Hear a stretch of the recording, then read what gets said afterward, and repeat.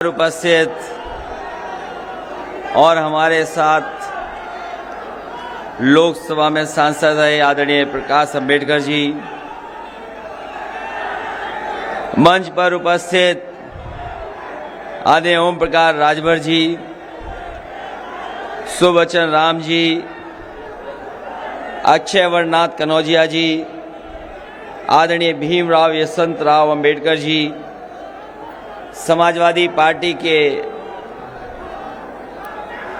बाबा साहब अंबेडकर वाहिनी के राष्ट्रीय अध्यक्ष मिठाईलाल भारती जी, समाजवादी पार्टी के प्रदेश के अध्यक्ष नरेश उत्तम जी, मंच पर उपस्थित बीडी नकवी जी, मंच पर उपस्थित श्रीमती पल्लवी पटेल जी, हाल ही में समाजवादी पार्टी में जुड़े बहुत ही वरिष्ठ नेता पूर्व में रहे मंत्री आदरणीय लालजी वर्मा जी, माननीय काशीराम जी की बहन आदरणीय स्वर्ण कौर जी और बड़ी संख्या में हमारे सभी नेता जो मंच पर उपस्थित हैं। आज के कार्यक्रम में बड़ी संख्या में उपस्थित आप सभी हमारे बुजुर्ग, नौजवान साथी, पत्रकार बंधुओं, मैं सबसे पहले सुश्री सावित्रीबाई फूले जी को बहुत बहुत बधाई देना चाहता हूं कि उन्होंने हम सब लोगों को इस मंच पर ला करके और मंच पर बैठा करके संकल्प लेने का काम किया है और हम उनको भरोसा दिलाते हैं। मंच पे जितने भी साथी बैठे हैं, मैं उनकी भावनाओं से अपनी भावना जोड़ता हुआ कह रहा हूं कि जो संकल्प उन्होंने याद दिलाया है,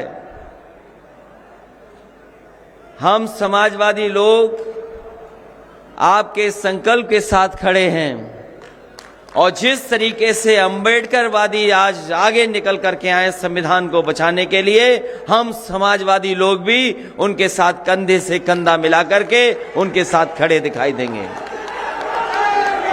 मैं अभी आदरणीय प्रकाश अंबेडकर जी और तमाम वक्ताओं को सुन रहा था। ये सच है कि आने वाले समय में क्या परिस्थितियां होंगी कोई नहीं जानता। जिस तरह के लोग सत्ता में हैं आज, वो कब क्या फैसला ले लें कोई नहीं जानता। हम और आप यहां बैठे हैं संविधान को बचाने के लिए। मैं इस मौके पर बधाई भी देता हूं आप सबको, संविधान दिवस की शुभकामनाएं, बधाई देता हूं मैं आपको और साथ ही साथ बाबा भीमराव अंबेडकर जी को भी याद करते हैं कि जिन्होंने हमें ऐसा संविधान दिया है जिसमें हम सबको बराबरी का हक मिलता है। दुनिया में ऐसा व्यक्ति कहीं नहीं मिला होगा जैसा हमारे भारत को, इस धरती को बाबा भीमराव अंबेडकर जी को मिले हमें। और कहां से निकल के आए इसका अंदाजा नहीं लगा सकता। कहां से निकल करके आए, किस समाज से निकल करके और कहां तक पहुंच गए। आज हमें गर्व है कि उन्होंने ऐसा हमें संविधान दिया जिस संविधान से हम लोग यहां पर आगे बढ़ रहे हैं। अगर आज हमें तमाम लोगों के आजादी लड़ने के समय जिन्होंने जान दी, कुर्बानी दी, देश आजाद हुआ हमारा, हमें लोकतंत्र मिला और लोकतंत्र की अगर कोई आत्मा है तो वो हमारा संविधान आत्मा है।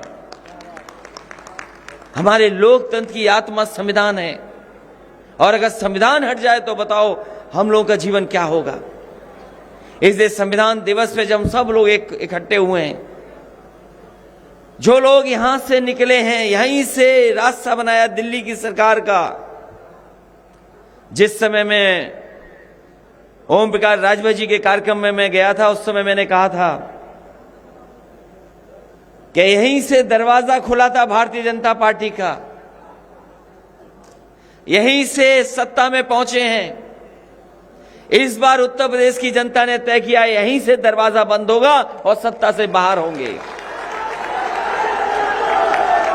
ये चुनाव जो 22 का होने जा रहा है वो मामूली चुनाव नहीं है। ये कोई मामूली चुनाव नहीं है। हम आप सब बैठे हैं, कहीं अगर मैसेज आ जाए कि अभी राष्ट्र के नाम पे संदेश आएगा और उस संदेश में क्या आ जाएगा किसी को नहीं पता। एक बार राष्ट्र के नाम संदेश आया, रुपया खराब हो गया, रुपया का पता ही नहीं लगा रुपया कहां चला गया। याद है कि नहीं याद है आपको? रात में संदेश आया और जब सुबह आंख खोल करके आपने देखा होगा तो बाजार में आपका रुपया नहीं चल रहा था। बताओ, जो भारत सरकार ने रुपया दिया हो वो रुपया नहीं चला। अगले सुबह हम सब लोग लाइन में लग गए। अब निशानी के रूप में हो सकता हमारे आपके घर में पड़ा हो। एक दिन फिर राष्ट्र के नाम संदेश आया, 3 काले कानून वापस हो गए जो पार्लियामेंट से वापस होने थे, वो टीवी के संदेश से वापस हो गए। इसलिए जो सब मंच पर कह रहे हैं लोग, उसको समझिए और जानिए कि कौन लोग हैं, किस रास्ते पे ले जा रहे हैं देश को। हमारे किसानों ने कितनी कुर्बानी दी, 600 से ज्यादा किसान शहीद हो गए, 600 से ज्यादा किसान शहीद हुए हैं। और किन के लिए कानून बन रहा था? वो किसानों के लिए कानून बन रहा था। कितनी बार पॉलिटिकल पार्टीज ने समझाया कि जो इन लोगों के लिए आपने कानून बनाया है वो नहीं पसंद कर रहे हैं, वो नहीं चाहते हैं, तो आप लागू क्यों कर रहे हो? तो सोचो सरकार की जिद कैसी थी। गर्मी रही हो, पानी वर्षा हो, सर्दी रही, न जाने कैसे कैसे मौसम आए, क्या क्या नहीं झेलना पड़ा उन्हें, किन किन चीजों का सामना नहीं करना पड़ा। कीलें लगा दी गईं, बोल्डर लगा दिए गए, आरसीसी की दीवारें चुन दी गईं, ट्रैक्टर गाड़ी नहीं चला सकते थे आप। बताओ, हमारे देश पे गर्व है इस बात का। दुनिया को गर्व था हमारे देश पर कि बाबा साहब भीमराव अंबेडकर जी ने जो संविधान दिया उससे देश चलता है। लेकिन इस सरकार ने परवाह नहीं की। 600 से ज्यादा किसान उन्होंने शहीद हो गए, जान चली गई। 600 से ज्यादा किसान, बताइए, कहीं इतना बड़ा आंदोलन चला हो तो बता दो। और उत्तर प्रदेश में तो उससे ज्यादा बढ़कर चढ़ करके देखा। क्या नहीं देखा उत्तर प्रदेश ने कि गृह राज्य मंत्री के बेटे ने किसानों को गाड़ी से कुचल दिया। बताओ, गाड़ी से किसान कुचल गए थे कि नहीं कुचल दिए गए थे? पत्रकार भी की जान चली गई। ये पत्रकार साथी हैं, ये भी संविधान को बचाने के लिए निकले हैं, लेकिन कई बार इनकी मजबूरी हो जाती है। संविधान को थोड़ा सा उस तरीके से नहीं बचाते जिस तरीके से बचाना चाहिए। इनके भी साथी की जान गई। अगर कोई मदद कर रहा है तो समाजवादियों ने कहा कि किसान जो शहीद हुए हैं उनको सम्मान, उनके परिवार का सम्मान देने का काम करेंगे। और समाजवादी सरकार बनेगी तो उत्तर प्रदेश के खजाने से 25-25 लाख उन किसानों की मदद करेंगे। अभी चुनाव हुआ था, अभी चुनाव हुआ था, अभी चुनाव हुआ पंचायत का, अभी चुनाव हुआ पंचायत का। क्या नहीं देखा आपने, बताइए? जो जीते वो हरा दिए गए, जिन पे बहुमत था उन्हें हरा दिया गया। कहीं ऐसा हुआ होगा कि जिन पे संख्या ज्यादा, जिन पे सदस्य ज्यादा, वो चुनाव हार गए। जिन पे सदस्य 1 था, 2 था, वो चुनाव जीत गए। जो हमारी माताएं बहनें प्रस्तावक थीं, जो हमारी माताएं बहनें प्रस्तावक थीं, जो कहीं ना कहीं किसी की प्रस्तावक बन रही थीं। हम लोगों ने महाभारत में जरूर पढ़ा था, महाभारत में जरूर सुनते थे, पढ़ते हैं कैसे चीरहरण हुआ था।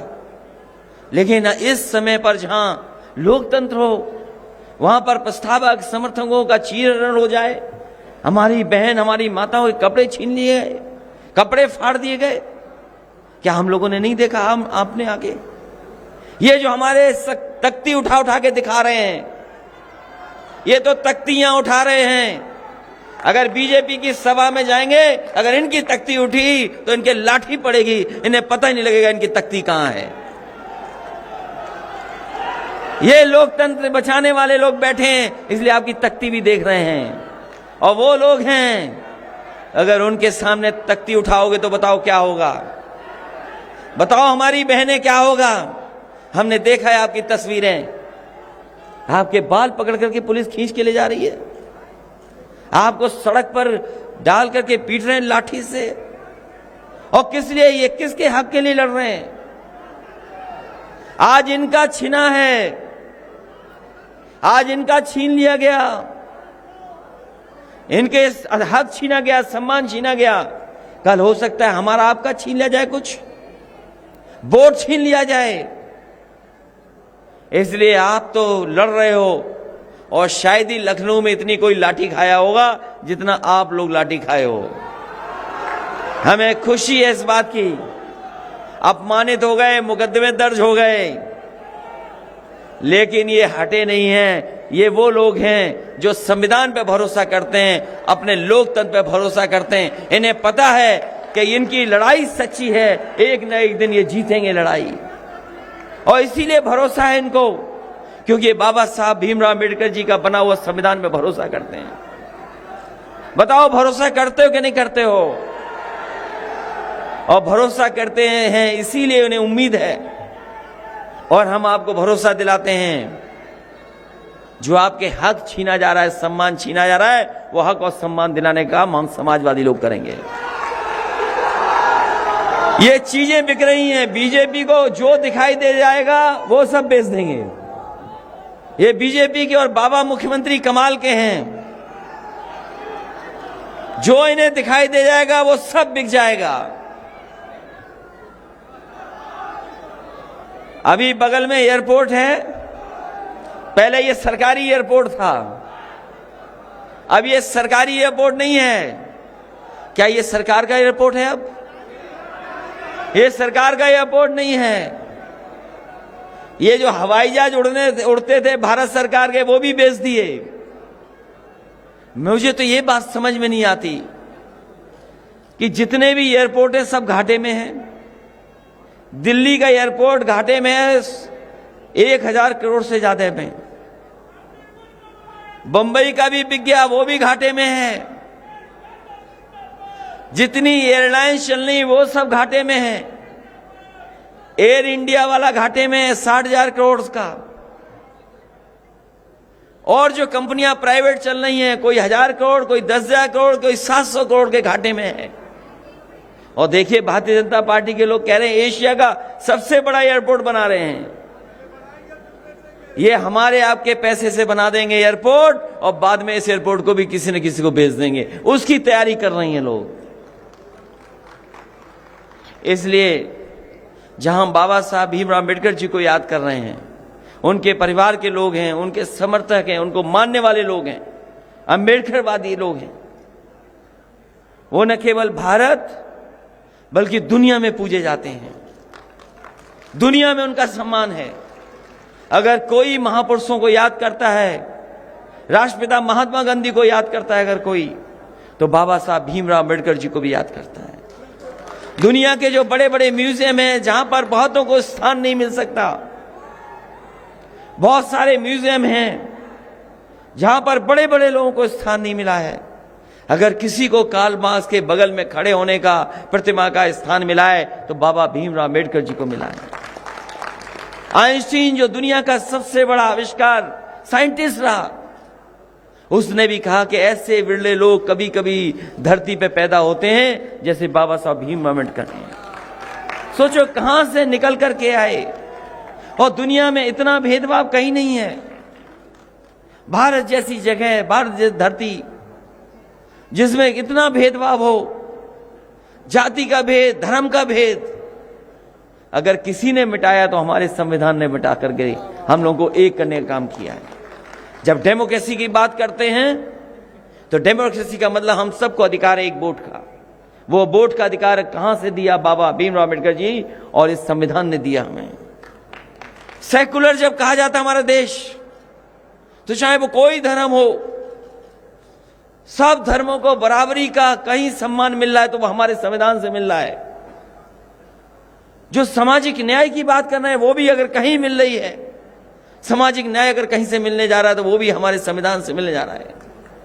तो जो हमें पॉलिटिकल, सोशली और हमें रिलीजियस इक्वलिटी देता हो, जिससे हमें रिलीजियस इक्वलिटी मिलती हो, हमें बराबरी का जहां मिलता हो, हम उसको कैसे भूल सकते हैं। इसलिए इस चुनाव में, 22 के चुनाव में, जो आने वाले समय में देश की तस्वीर बदलेगा, यही उत्तर प्रदेश है जहां से प्रधानमंत्री, राष्ट्रपति भी बने हैं।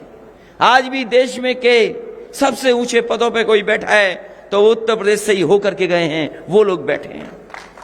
अगर उन्होंने संविधान की सम्मान नहीं किया है, अगर जनता को दुख दिया है, लोकतंत्र में जो जनता को दुख देता है, समय आने पर जनता उनसे हिसाब किताब करती है। इसलिए जनता ने फैसला किया है कि इस बार भारतीय जनता पार्टी का सफाया होगा। ये समाजवादी, अम्बेडकरवादी लोग मिलकर के, ये जितने भी हमारे बाबा साहब अम्बेडकरवादी लोग हैं बैठे हैं, और समाजवादी लोग भी साथ आ गए हैं। हमारी तो कोशिश थी, एक बार बड़ी कोशिश की थी कि विचारधारा एक आ जाए, एक हो जाएं, और वो कोशिश नई नहीं थी। जिन्होंने इतिहास पढ़ा होगा वो जानते होंगे कि बाबा साहब भीमराव अम्बेडकर जी के साथ डॉक्टर राम मनोहर लोहिया भी साथ जुड़ करके काम करना चाहते थे। वो सपना पूरा नहीं हुआ। फिर हम लोगों ने एक बार कोशिश की, वो सपना पूरा नहीं हुआ, लेकिन हम लोगों ने उम्मीद नहीं छोड़ी है। 22 में वो सपना पूरा करने का काम हम सब लोग मिलकर के करेंगे। इन्हीं शब्दों के साथ संविधान दिवस की हम बधाई देते हैं, आपको शुभकामनाएं देते हैं, और बाबा साहब भीमराव अम्बेडकर जी को याद करते हैं। उन्होंने हमें ऐसे संविधान दिया है जहां हमें बराबरी है। साथ ही साथ सुश्री सावित्रीबाई फूले जी का मैं धन्यवाद देता हूं। मैं विशेष धन्यवाद आदरणीय प्रकाश अम्बेडकर जी का देता हूं, जो चल करके हम लोगों का मनोबल बढ़ाने के लिए आए हैं। आदरणीय भीमराव यशवंतराव अम्बेडकर जी का भी धन्यवाद देते हैं, जिनके आने से कहीं न कहीं हम सब लोगों का सम्मान हुआ है। इन्हीं शब्दों के साथ एक बार फिर आप सबको बहुत बहुत बधाई देते हैं, इस उम्मीद, इस भरोसे के साथ कि आने वाले समय में आप लोग नीचे रहे, संविधान को बचा करके लोकतंत्र को बचाने का काम करेंगे। बहुत बहुत धन्यवाद और बहुत बहुत सभी साथियों से विनम्र निवेदन है कि कृपया मंच से नीचे रहें, ये सुरक्षा का मामला है। मंच से नीचे रहें। लोग भी इसी विचार